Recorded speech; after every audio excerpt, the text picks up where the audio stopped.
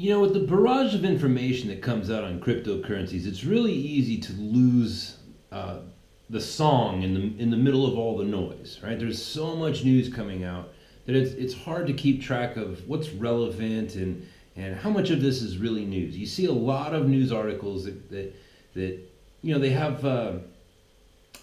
clickbait titles to them. You look at the title and it's like, oh no, South Korea suspended trading like today. And then you read the article and it turns out, no, they didn't suspend trading. They told one itty bitty little company that they were not allowed to, they needed to suspend their trading until they fell into compliance with the law. So it turns out that there was no suspension of trading. And there's a lot of that going on. And because of that, if you see words in news articles that you don't understand, you're probably less likely to read it. And that's unfortunate because you know, if it's not clickbait, you're probably not going to click on it. And I have just one such article here to show you this today, and this is actually very important. I want to show it to you. Have a look here. Cryptocurrency arbitrage algorithms rake in big profits amidst volatility. Now, what does that mean? What is arbitrage? It's just a kind of a weird word, isn't it? Arbitrage. Well, if you don't know what arbitrage is, that's fine. I'm going to explain it to you. But that's one of those kind of arbitrage algorithms. Like, those are just words. Well, it's actually very important, and let me explain why and how this is going to affect you in the foreseeable future. Okay, now arbitrage, here's a good example of arbitrage. Let's say that the new Call of Duty comes out, right? And it costs, I'm just going to use real round numbers here. Let's say it costs $100, right? You know that it costs $100. And then you go down to Walmart, and you're walking through Walmart, and you see that they have it, and for whatever reason, they have it for 80% off. I'm sorry, 20% off, so $80, right? And you know that people are buying it for $100. So what you do is you go online and you put in an offer to sell at $100, and somebody buys it from you, and then you buy it from Walmart for $80, and then you ship it off. You've just made $20. That's arbitrage, right? It's when you recognize the differences in prices and you take advantage of that discrepancy there, if you will.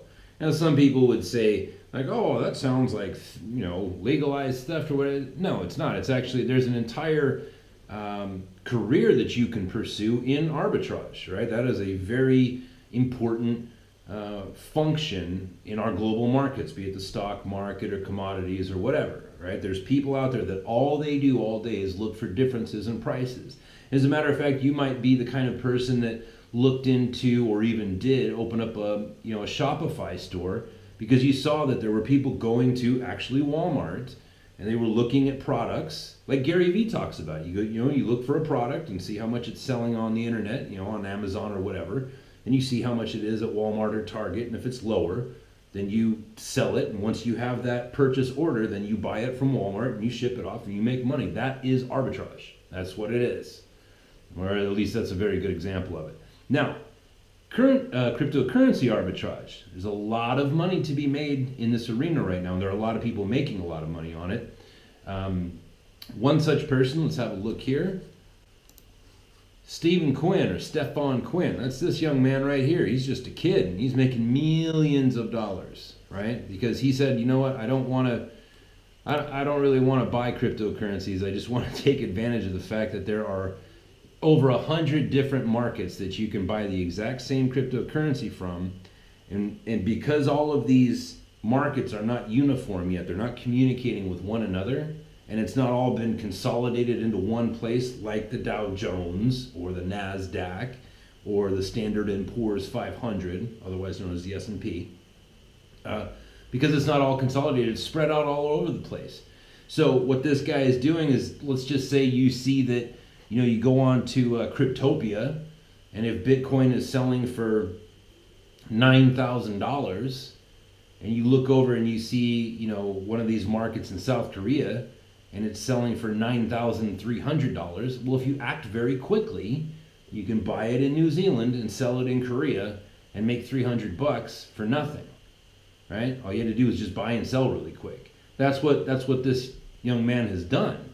is he's created a little computer program there that makes it so that he's notified when there's that price difference, and then he moves in for the strike, and that's how he makes his money. It's totally legitimate. It happens all the time. And what, as I said, I would bring this home to you. Like, how do these facts help you? How do these words, these strange words, how does this affect you? Well, because when people realize that they're just dumping money because there's a price discrepancy between New Zealand and Korea in this case, people tend to shorten that up and correct that mistake so that sort of thing, people don't lose money that way. You know what I mean? Rules are written and procedure is put into place to make sure that doesn't happen to such a pronounced degree. And because this market is so new and there's so many different platforms that you can buy these cryptocurrencies on, this is a wonderful opportunity to make a lot of money right now.